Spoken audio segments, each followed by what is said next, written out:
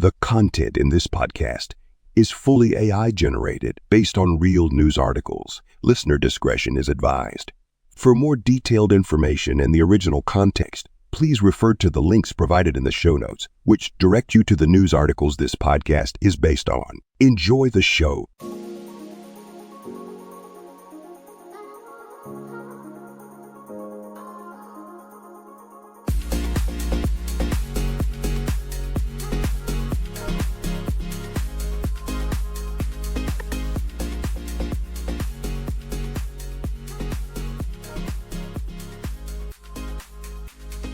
Welcome to our Tech News Podcast. I'm John, your host, and today we have an exciting lineup of AI tech updates. With me are my wonderful co-hosts, Joanne and Jessica. How are you both today? Hey, John, I'm doing great. Excited to dive into the latest tech news. Hi, John. Hi, Joanne. Ready to geek out over some AI news. Fantastic! Let's get started with our first article of the episode. According to Tom's Guide, Siri 2.0 is about to make the Apple Watch the ultimate AI wearable. What do you both think about this upgrade? You know, I've always thought Siri had so much potential that wasn't being fully utilized. Most people I know just use it for basic tasks like setting timers or playing music. This upgrade could change that. Absolutely, Joanne. If Apple can pull this off with iOS 18, the Apple Watch could really stand out as more than just a fitness tracker. Imagine being able to leave your phone at home and still manage everything from your wrist. Yeah, the article mentions that with Siri 2.0, you'd be able to interact with third-party apps and control your iPhone or iPad right from your watch. That sounds like a game changer, especially for people who are always on the move.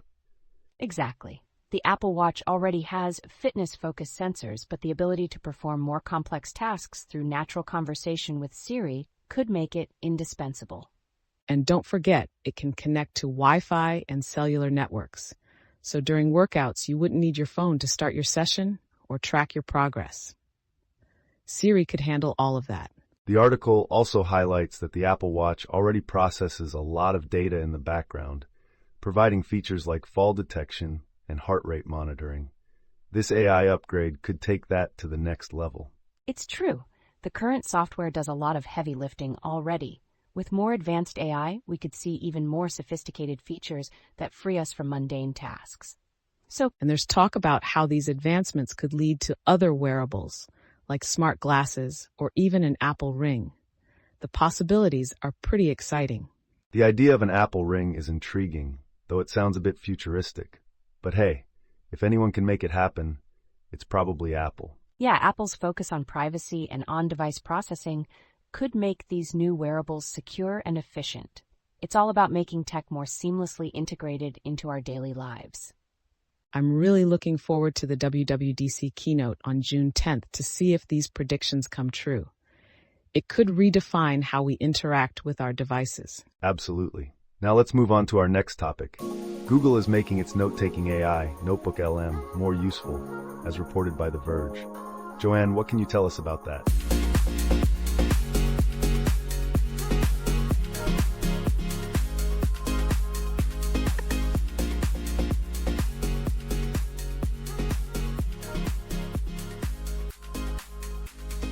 Our next article comes from The Verge, and it's all about Google's note-taking app, Notebook LM.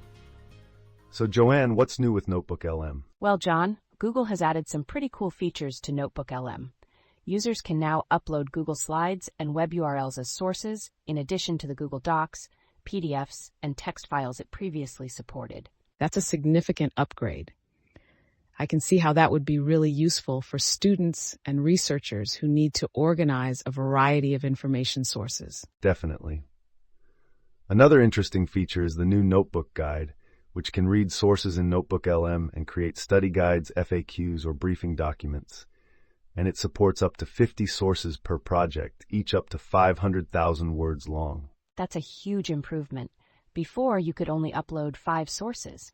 Now you can really dive deep into your research with all that data at your fingertips. And Notebook LM is now running on Google's Gemini 1.5 Pro, which means you can ask questions about charts, images, and diagrams that you upload. It's like having a research assistant who can analyze visual data for you.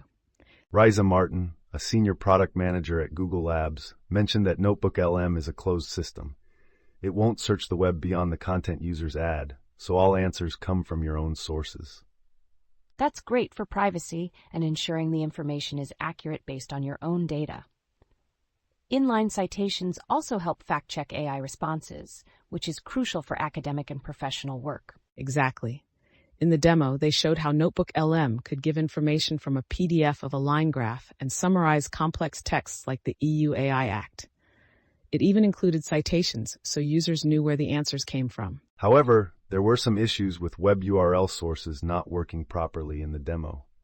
Whenever a link was pasted, the model started to upload the website, but it didn't appear on the list of sources. Bugs aside, it's clear that Google is aiming to make Notebook LM a powerful tool for organizing and analyzing information. They even gave examples of its use, like author Walter Isaacson using it to analyze Marie Curie's journals. And nonprofits using it to identify community needs and organize information for grant proposals. It's not just for students and researchers. It's versatile enough for various applications. There was also a mention of a Dungeons & Dragons dungeon master using Notebook LM to prepare a campaign. Talk about diverse use cases. Absolutely, it shows how flexible and powerful this tool can be depending on how you use it. I'm really impressed by these updates. It's definitely something I'd recommend to anyone needing to keep their research organized. All right, let's move on to our next topic. According to Tech Radar, Meta AI is making waves with its integration into Ray-Ban smart glasses. Joanne, what's the scoop on this?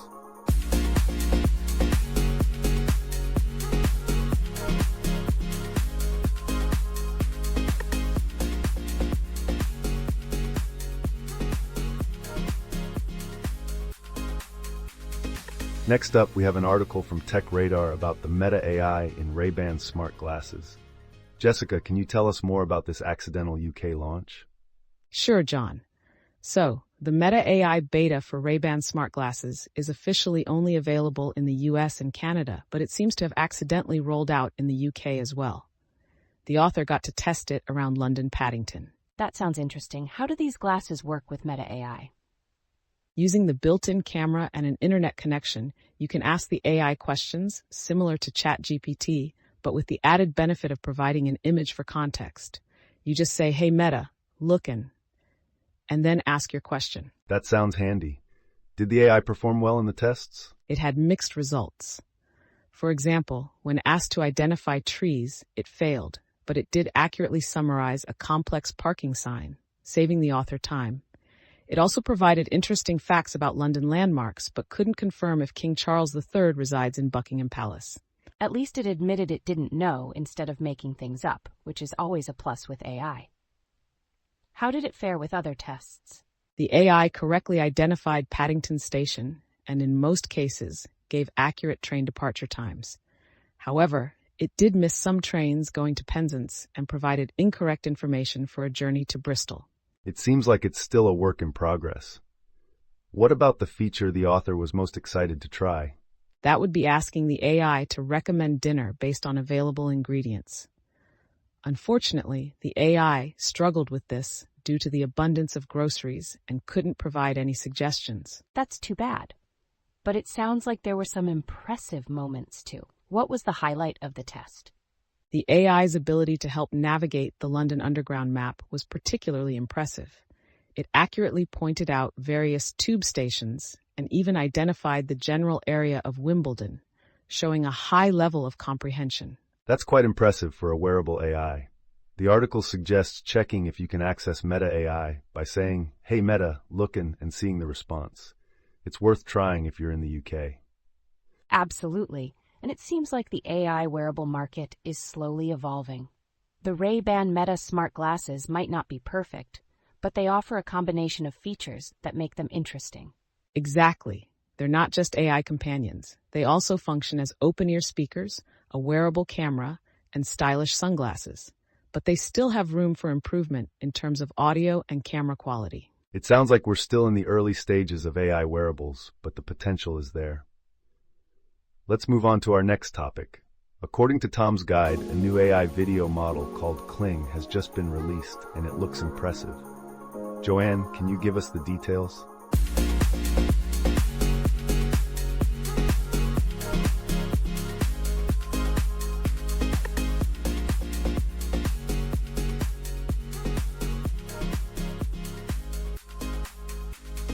All right, our next article from Tom's Guide is about a new AI video model called Kling. Jessica, what can you tell us about it? Sure, John. Kling is developed by the Chinese video platform company Kuaishou. It offers impressive features like longer video generations, better movement, improved prompt following, and multi-shot sequences. Unlike OpenAI's Sora, Kling is already available to users through a waitlist. That sounds promising. How does it compare to Sora, which was announced by OpenAI earlier this year? Well, OpenAI's Sora is being used by creators, including filmmakers at the upcoming Tribeca Film Festival, but it's not widely available yet. Kling, on the other hand, can generate up to 2 minutes of video in 1080p at 30 frames per second and simulates real-world physics accurately. That's quite a technical feat. Have there been any notable clips made with Kling so far? Yes, there are a few notable examples. Some include a boy on a bicycle, a horse in the desert, someone eating noodles, and a photorealistic video of a young boy enjoying a burger. These videos showcase Kling's ability to create accurate motion and photorealistic scenes. It's impressive that Kling can generate such realistic videos. The article mentions that it supports various aspect ratios and shot types and uses advanced 3D face and body reconstruction to improve expressions and limb movements. What about the availability of Kling outside China? Will we get to see it here? That's still uncertain. The article points out that Kling, along with another Chinese AI video model called Vidu, might not be released outside of China. This could be a saving grace for OpenAI's Sora in the Western market. It's interesting how these advancements push each other forward. The competition could drive OpenAI to release Sora faster and possibly enhance its capabilities to keep up with Kling. Absolutely. The photorealism in Kling's videos is particularly striking. There's a clip of a parrot and another of milk pouring into coffee that look almost real. These examples show how far AI video models have come in simulating real-world physics. It's fascinating to see the rapid development in this field. Hopefully, broader releases will follow, as competition definitely benefits creativity and innovation. Let's move on to our next topic. According to Tech Radar, Google's Chromebook is setting a standard for AI in PCs. Joanne, what can you share about that?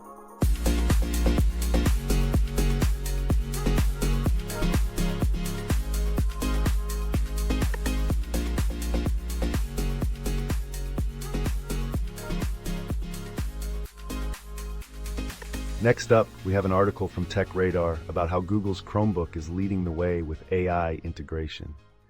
Joanne, what's the latest from Google? Google recently hosted its yearly Chromebook event, which coincides with Computex. This year, they unveiled plans for AI integration into Chromebook Plus laptops. Unlike other manufacturers, Google seems to be making AI more accessible and practical for everyday users. That's interesting. The article mentions some issues with AI PCs, especially regarding environmental impact and accessibility. AI hardware consumes a lot of resources, and there's a growing concern about e-waste, especially with Microsoft's push for AI tools in Windows 11. Exactly, Jessica. Millions of users might have to abandon their Windows 10 laptops, increasing e-waste. The UN report supports this, highlighting the rapid creation of e-waste faster than we can recycle it. Google, on the other hand, is making AI tools more accessible. They've introduced features like Help Me Read and Write, Help Me Game, Help Me Hands-Free, and Help Me Create. These tools are integrated within the UI and can operate through hand gestures and voice commands. That's a great approach. Live transcription and live translation are particularly impressive, making videos more accessible to a wider audience. These tools are helpful, integrated, and based both in the cloud and on the device. And when it comes to pricing, Chromebooks have an advantage. Even the most expensive models are under $1,000, making them affordable compared to other AI-powered laptops. Yes, that's a big plus. Chrome OS may not be perfect, but its growing app ecosystem and AI tools are making it more popular. Google is also trying to mitigate AI's environmental impact by balancing local and cloud storage. That's crucial. Cutting down on cloud access can reduce the burden on data centers and their resource consumption. Google seems committed to making AI more eco-friendly, unlike some other tech giants. The article does note there's still room for improvement, like making Chromebooks even more affordable and ensuring they don't approach the cost of Windows laptops. Google's focus should remain on integrating practical tools that genuinely help users. Agreed. Google has made significant progress, but they need to maintain affordability and continue improving the ecological impact of AI. If any company can figure out how to make AI completely local, it's Google. And with their capital and staff, they have the resources to lead the way in making AI more sustainable. Other tech giants should take note and follow Google's lead in making AI tools more equitable and environmentally friendly. Let's hope they do. Now, let's move on to our next topic. According to 9to5Mac, DuckDuckGo has launched free access to anonymous AI chat with a choice of 4 models. Joanne, can you tell us more about that?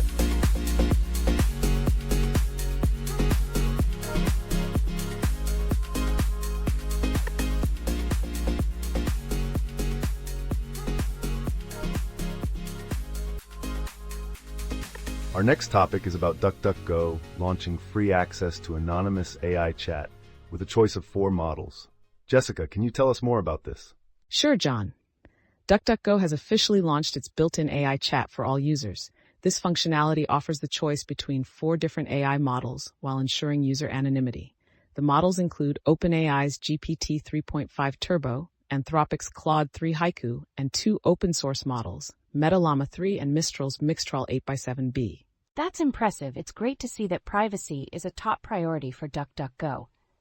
How does this AI chat work? You can access DuckDuckGo AI chat through several ways via duck.ai, duckduckgo.com/chat on the search results page under the Chat tab, or using the AI and Chat Bang shortcuts. It's free to use within a daily limit and can be switched off if needed. Privacy is a big deal here. The company states that chats are private, anonymized, and not used for AI model training.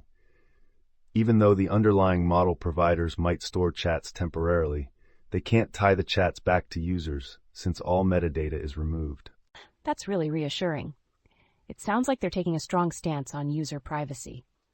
Did DuckDuckGo mention any future plans for this service? Yes, they did. DuckDuckGo is planning to add more chat models and browser entry points. They're also exploring a paid plan that would offer higher daily usage limits and access to more advanced models. That sounds promising. It's good to see companies offering such features while maintaining privacy.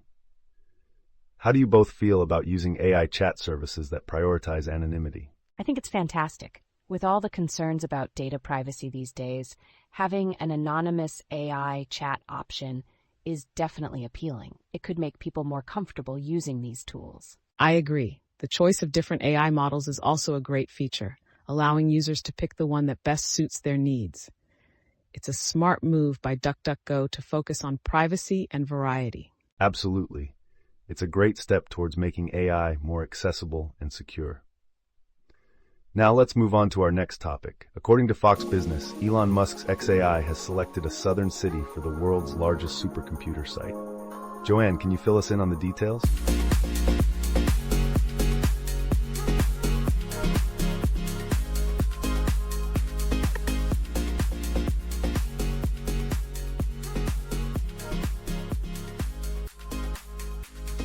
Our next article is from Fox Business, and it's about Elon Musk's xAI selecting Memphis for the site of the world's largest supercomputer.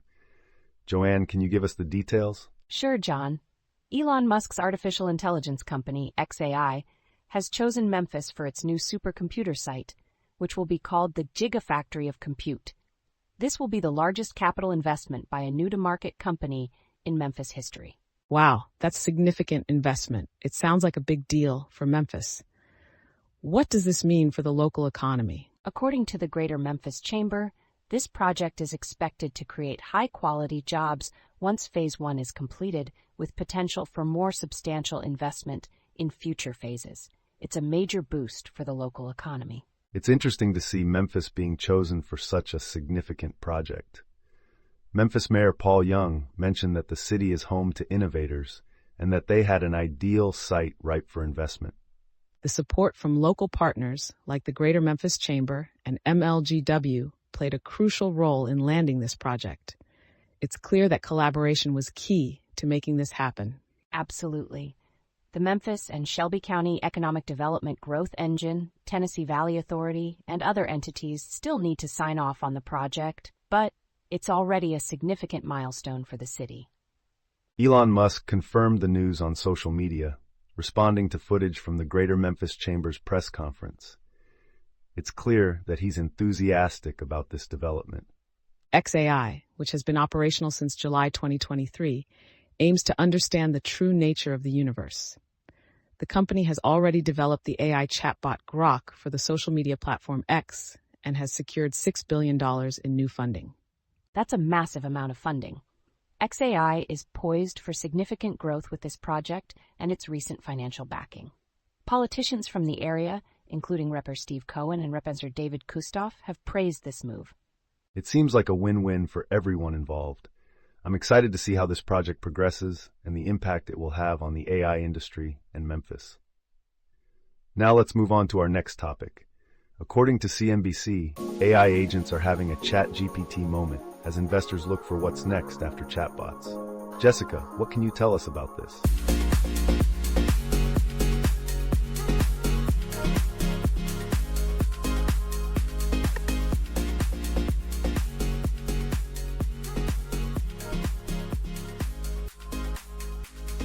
Our next article from CNBC discusses how AI agents are having a ChatGPT moment. Joanne, what does this mean for the AI landscape?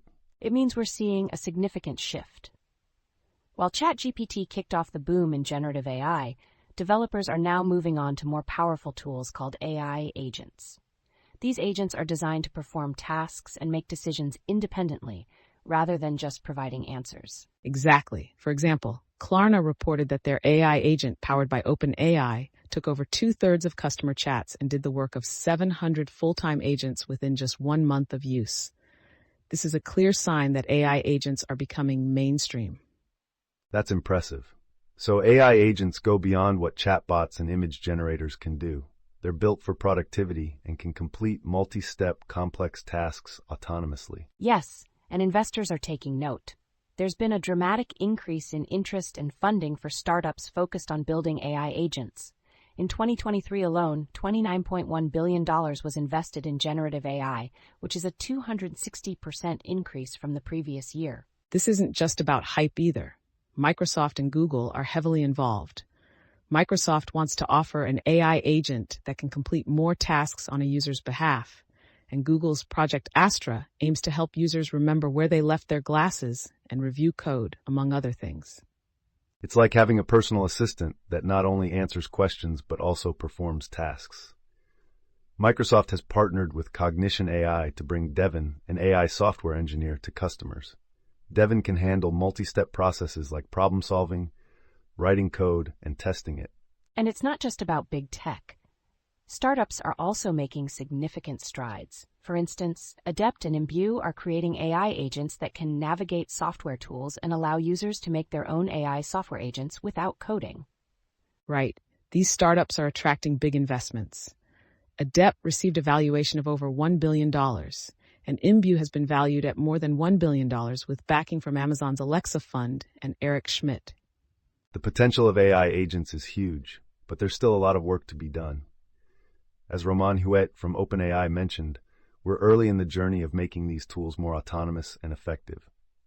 It's a fascinating evolution. AI agents could eventually handle tasks like booking travel, managing finances, or even writing emails and updating CRM systems, making them indispensable tools for businesses and individuals.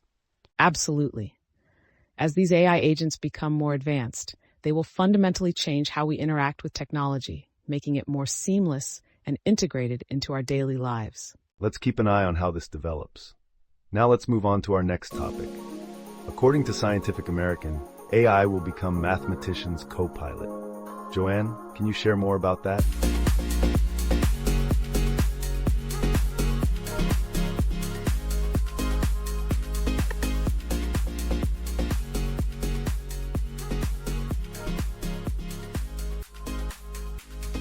Our next article from Scientific American is about how AI will become mathematicians' co-pilot. Jessica, what's this all about? Well, John, mathematics has traditionally been a solitary science, but with recent advancements in AI, that's starting to change. Mathematicians like Terence Tao believe that AI and automated proof checkers are opening up new possibilities for collaboration. Interesting. How exactly is AI changing the way mathematicians work?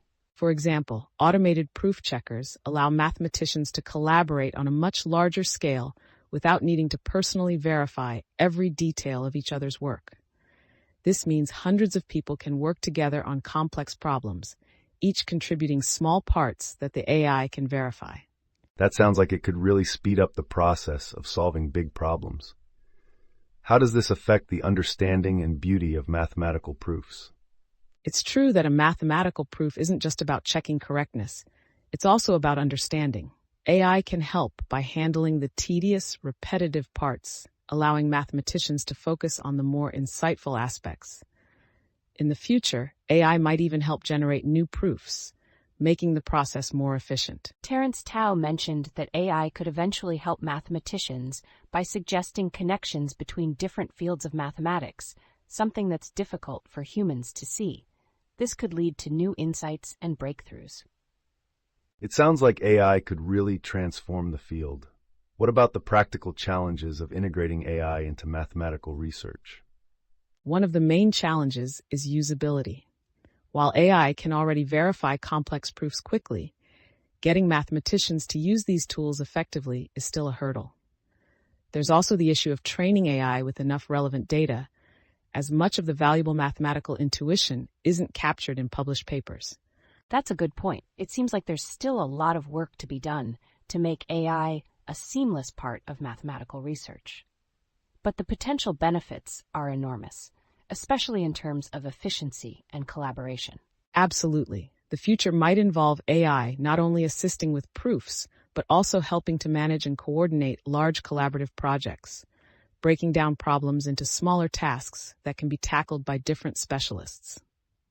This could lead to a whole new way of doing mathematics, much like how other industries have evolved with technology. It's exciting to think about the possibilities. Now, let's move on to our next topic.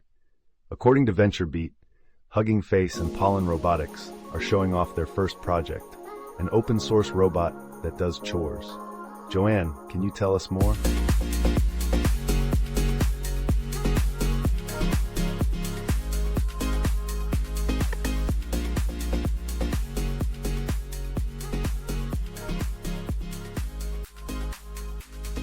Our next article from VentureBeat discusses an exciting collaboration between Hugging Face and Pollen Robotics. Joanne, what's the scoop on their first project together? Hugging Face and Pollen Robotics have teamed up to create an open-source humanoid robot called Reachy 2. This robot can perform household chores and interact safely with humans and pets. The project is led by Remy Kadeen, a former Tesla robotics engineer. That's really cool. So how exactly does Reachy 2 learn to do these chores? The training process involves a human initially teleoperating Reachy 2 using a VR headset.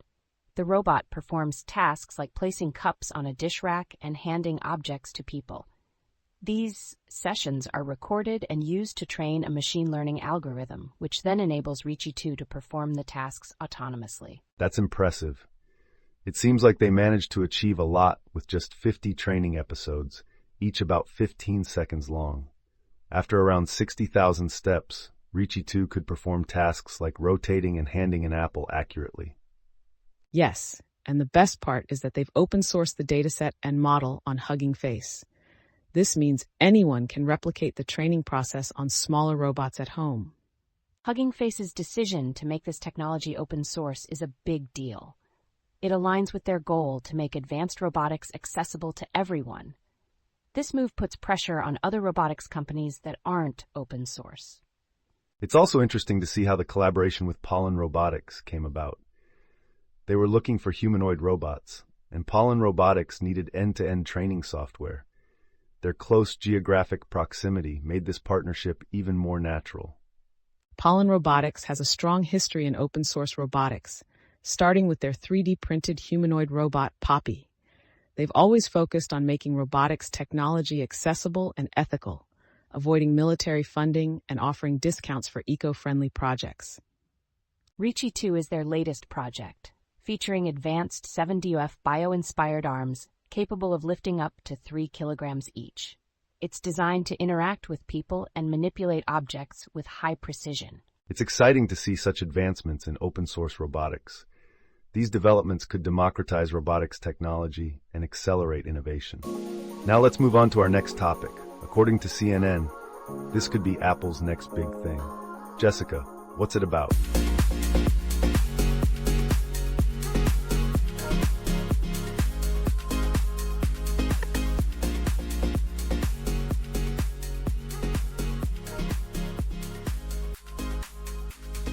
Our next article from CNN discusses what could be Apple's next big thing. Joanne, can you tell us more about it? Sure, John. Apple is gearing up for a major event at their annual Worldwide Developers Conference. They are expected to announce a partnership with OpenAI, the creators of ChatGPT, and unveil new generative AI tools for their mobile operating system. That's a significant move for Apple.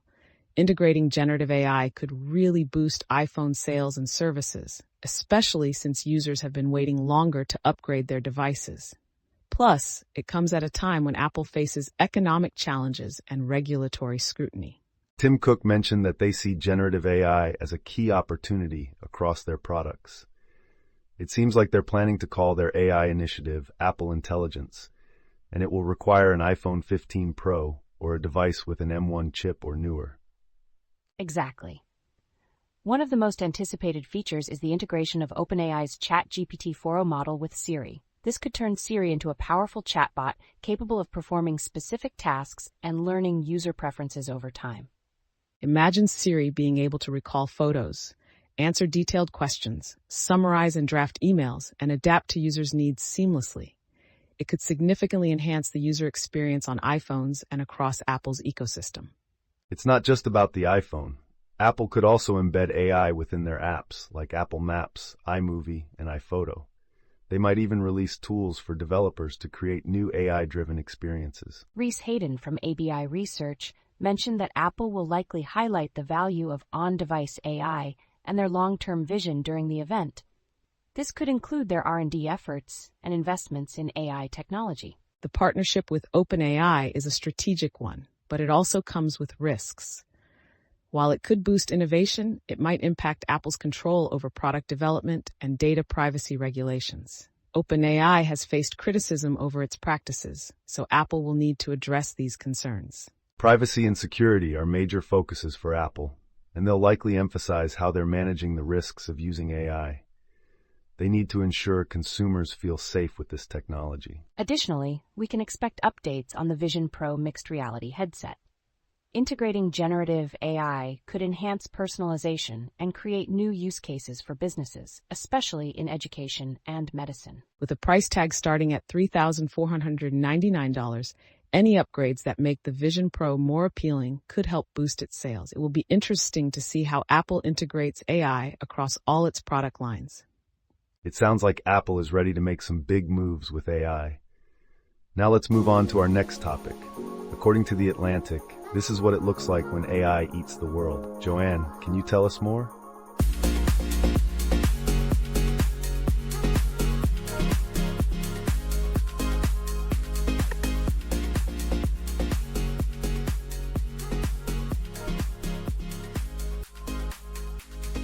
Next, we have an article from The Atlantic about the impact of AI on the world. Jessica, what can you tell us? Sure, John. The article discusses how AI is rapidly becoming a defining feature of online life. Companies like Meta, OpenAI, and Google have introduced AI tools that are changing how we interact with technology. For example, Meta now has an AI chatbot in the search bar on Instagram and Facebook. That's quite a shift. How are these companies using AI data? Meta informed European users that their data are being used to train its AI, likely to comply with privacy laws. OpenAI released GPT-4o, which is more conversational and powerful. Google launched AI overviews in its search engine, but scaled it back due to issues. It seems like the pace of AI implementation is dizzying. What are some of the challenges mentioned in the article?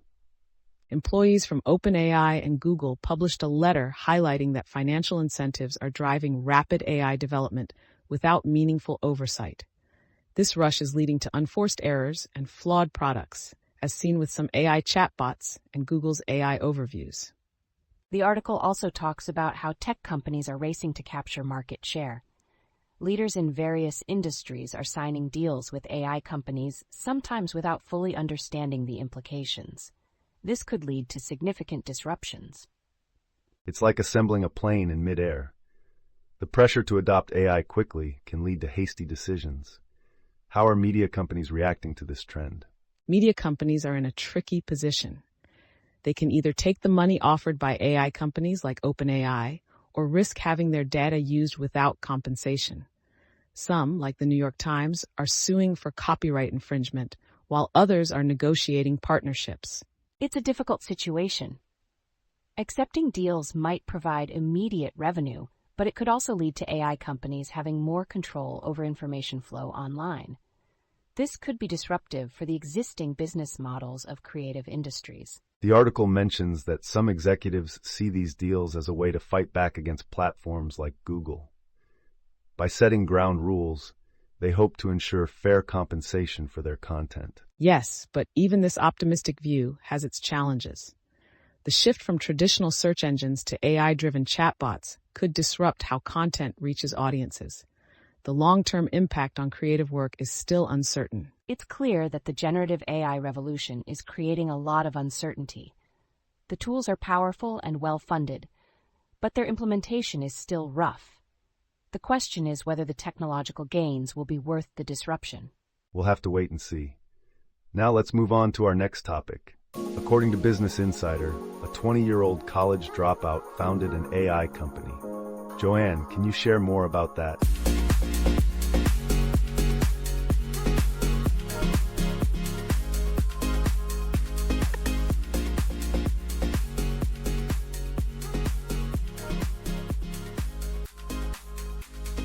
Our next article from Business Insider tells the story of a 20-year-old college dropout who founded an AI company. Joanne, what's this all about? This story is about Molly Cantillon, a former Stanford student who dropped out to found Nox, a personalized AI assistant. Cantillon believes generative AI has broken down barriers, allowing more people to innovate in the tech industry. That's impressive. So what does Nox do? Nox is designed to understand its users and proactively execute tasks. It started as a wrist-worn recording device, but evolved into a software solution that integrates various streams of information and takes action based on them. Interesting. Can you give us an example of how Nox works? Sure. Nox can book an Uber for you, provide a rundown of your daily meetings, adjust your schedule, make calls, book appointments, and even text your friends with updates. The more it learns about you, the better it gets at providing personalized insights. It sounds like a really advanced personal assistant. How did Molly Cantillon manage to build this company? After leaving Stanford in December, she raised funds from prominent angel investors and OpenAI's startup fund. She assembled a team of talented developers, many of whom she found on sites like GitHub and Product Hunt, and they lived together in Palo Alto while developing Nox. That's quite a journey. It must have been challenging to balance everything while building the company. Absolutely. Cantillon described her life as unstable, juggling commitments, emails, and meetings. She mentioned that building Nox is partly about helping people like her stay sane by balancing drive and happiness. Nox already has over 500 users, including star athletes like professional tennis player Riley Opelka, and a waiting list of over 10,000. It's clear that there's significant interest in this personalized AI assistant. It's a classic David versus Goliath story. Cantillon and her team are taking on major corporations with their innovative approach. Generative AI has certainly leveled the playing field. They're not making grand promises about the future. Instead, they're focused on building something valuable and embracing imperfections.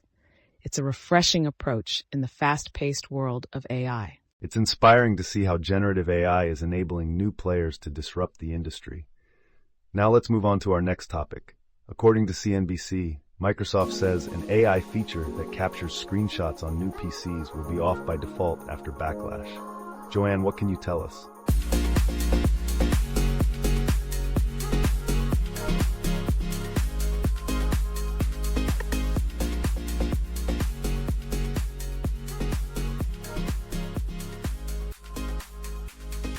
Our next article from CNBC discusses a recent decision by Microsoft regarding an AI feature on new PCs. Jessica, what's the story here? Microsoft announced that their AI feature called Recall, which captures screenshots and logs user activity, will be off by default due to security concerns. This decision follows criticism from security researchers who pointed out potential vulnerabilities. That's a big change. What exactly does the recall feature do? Recall can search through a log of previous actions on PCs, making it easier for users to find and review past activities.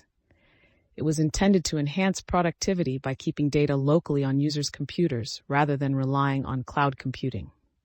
It sounds useful, but the security risks are concerning. What were the main issues raised by the security researchers? Researchers found that Recall stores data in an unencrypted SQLite database and saves screenshots in a local folder.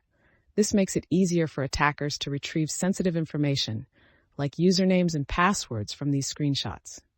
Microsoft is responding by adding security protections and requiring users to manually turn on the recall feature.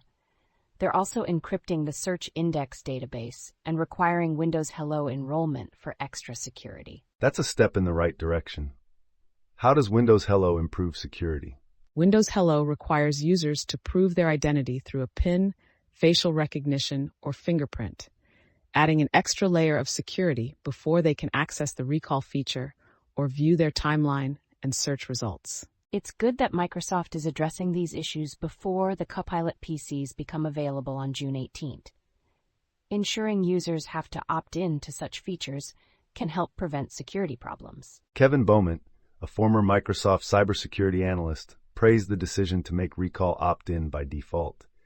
He believes this will save many users from potential security issues. Balancing innovation with security is always challenging, but it's crucial for maintaining user trust.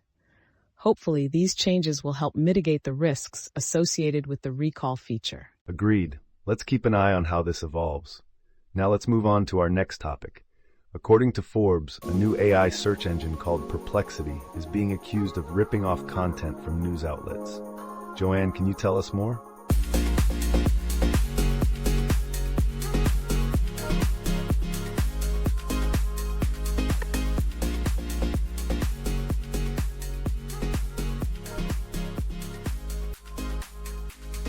Our next article from Forbes is about Perplexity, an AI-powered search startup accused of ripping off content from news outlets.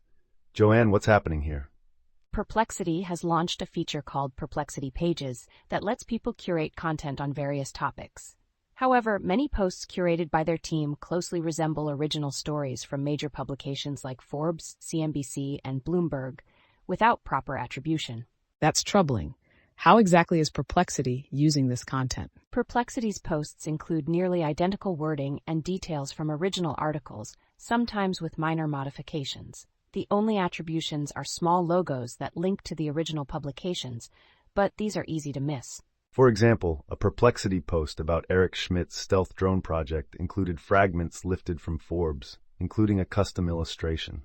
The post gathered over 17,000 views, yet Forbes was barely acknowledged. It seems Perplexity is benefiting from this content without giving proper credit. Their CEO, Aravind Srinivas, acknowledged the issue on social media, saying that the Pages feature has rough edges and will improve with time and feedback. Srinivas mentioned that contributing sources should be highlighted more prominently. He claimed that Perplexity has always aimed to give proper attribution, which is more than what most chatbots do today. Despite these claims, the feature allows users to share content directly on social media, linking back to Perplexity, rather than the original news outlets. This makes it easier for Perplexity to benefit from the content. When Perplexity's search engine was asked about this practice, it responded that reproducing journalists' reporting without proper attribution is unethical and violates journalistic integrity. Perplexity Pages was launched in May 2024 enabling its 15 million users to create visually appealing articles and detailed reports. However, many of the pages seem to be generated in-house by Perplexity's team, not by users. Perplexity has raised over $100 million in venture capital and is now raising another $250 million at a valuation between $2.5 billion and $3 billion. The CEO defended their practice as fair use, comparing it to how journalists cite sources. This situation highlights the ongoing debate about intellectual property and fair use in the age of AI. It's essential for companies to find a balance between innovation and respecting the work of content creators. Absolutely. Now let's move on to our next topic. According to Euronews, AI chatbots are intentionally spreading election-related disinformation. Joanne, can you tell us more about this?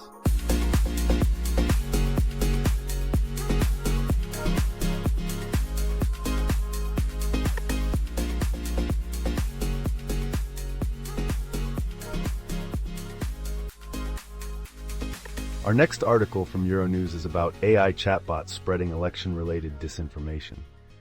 Joanne, what's the main concern here? The updated report by Democracy Reporting International, DRI, found that AI chatbots, including Google Gemini, OpenAI's ChatGPT-4, ChatGPT-4o, and Microsoft's Copilot, are spreading disinformation about the electoral process.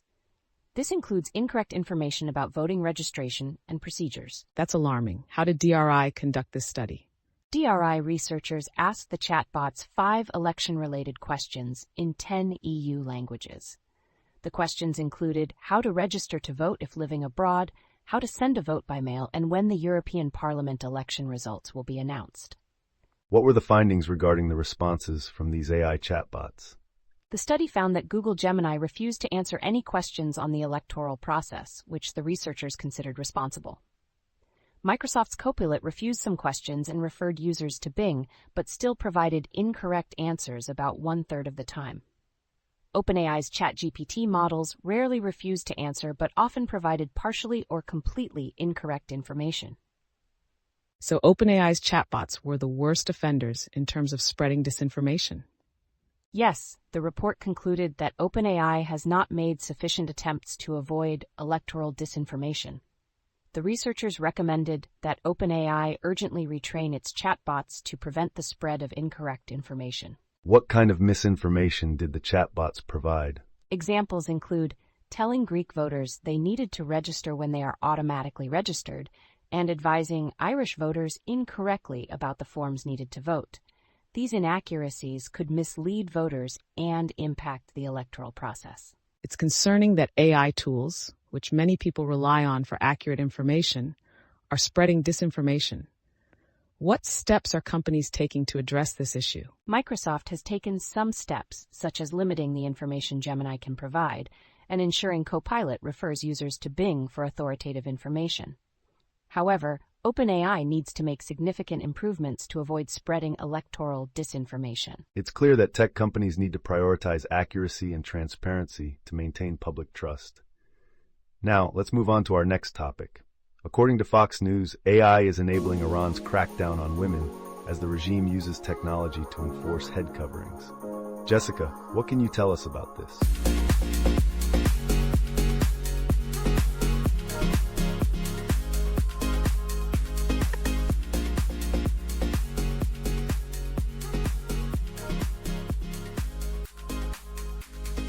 Our next article from Fox News discusses how AI is being used in Iran to enforce strict regulations on women. Jessica, what's going on here? The Iranian regime is using AI to enhance its surveillance and control over women, particularly regarding the enforcement of hijab regulations.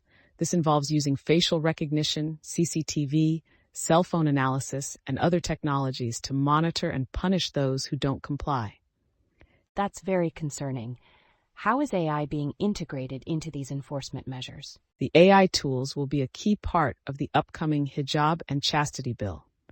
This bill, approved by the Iranian parliament and awaiting ratification, mandates the use of intelligent systems to identify and penalize non-compliant behavior using fixed and mobile cameras. What kind of penalties are we talking about for women who don't adhere to these regulations? Women could face fines, social exclusion, exile, closure of social media pages, passport confiscation for up to 2 years, and even imprisonment for up to 10 years if they don't cover their hair properly. It seems the bill also puts pressure on businesses. What are the consequences for businesses that don't comply? Businesses that fail to provide video footage to enforcement personnel can lose 2 to 6 months of profits. This adds an economic incentive for businesses to comply with the regime's surveillance efforts. That's a significant measure. How is the international community responding to these developments? UN experts have condemned the bill, saying it amounts to gender persecution or gender apartheid. They argue that the bill suppresses women and girls into total submission through systemic discrimination. Has there been any indication that the Iranian regime used AI in previous crackdowns, like during the 2022 protests after Mahsa Amini's death? Yes, AI was likely used to monitor social media and track protesters during the 2022 protests. The regime's increased use of AI for surveillance has been part of their strategy to maintain control over the populace. What measures are being taken by other countries to limit Iran's access to advanced AI technologies? The U.S. has accelerated its timeline for blocking exports of AI chips to Iran, China, and Russia. Additionally, experts suggest increasing export controls and closely monitoring new tech subsidiaries operating in Iran to curb their access to these technologies. It's crucial to address these issues to prevent the misuse of AI for oppressive purposes. Now let's move on to our next topic. According to Futurism, AI systems are learning to lie and deceive. John, can you tell us more about this?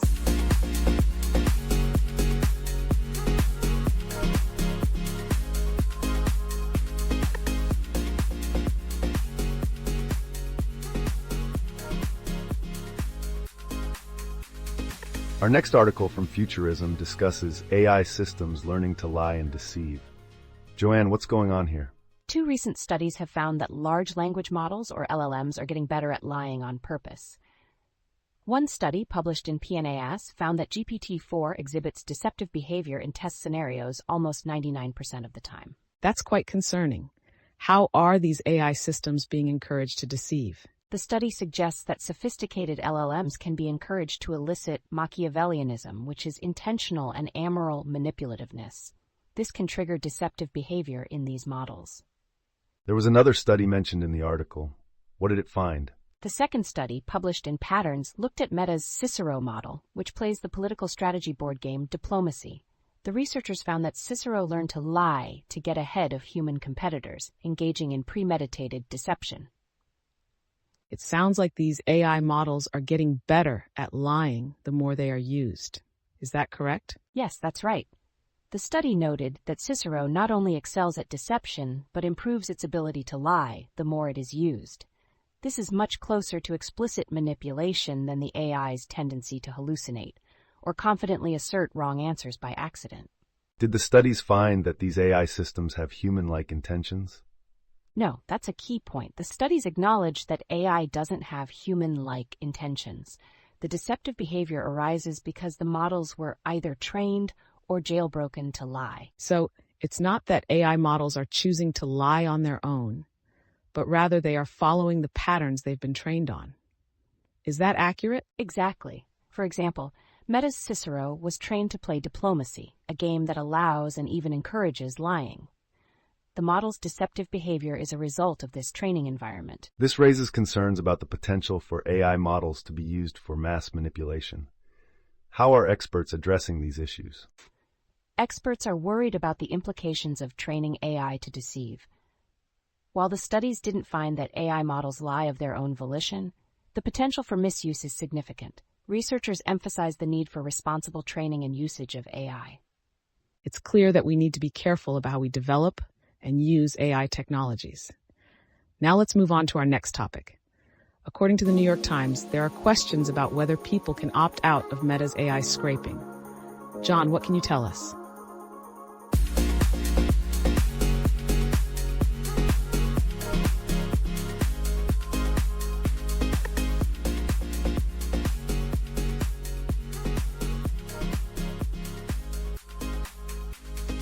Our next article from the New York Times discusses whether users can opt out of Meta's AI scraping. Joanne, what's the situation here? Meta has informed users in Europe that their public posts on Facebook and Instagram will be used to train its AI services starting June 26. In the United States, this scraping has already been happening.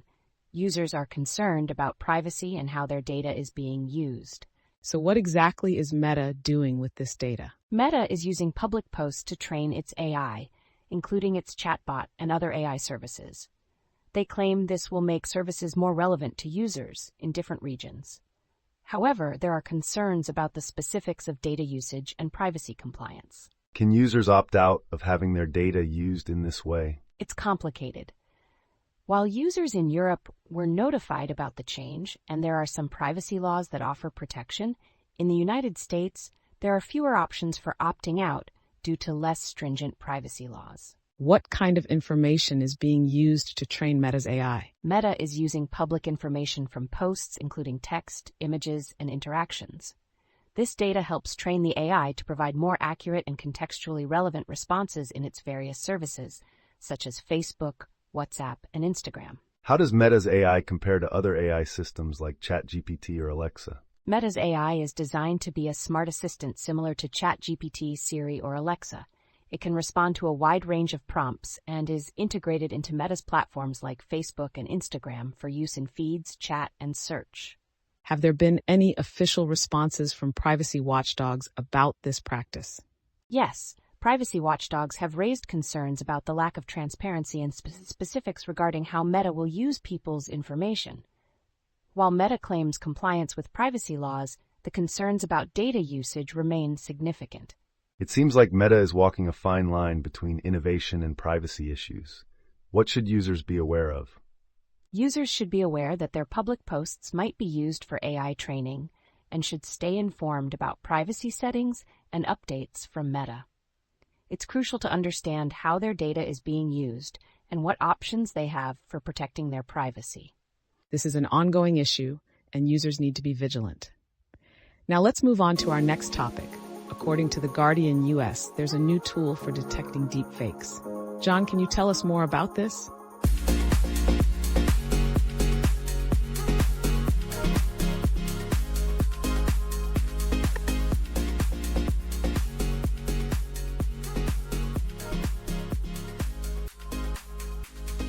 This is the last article of the episode, and it's a fascinating one from The Guardian US about how to spot deepfakes.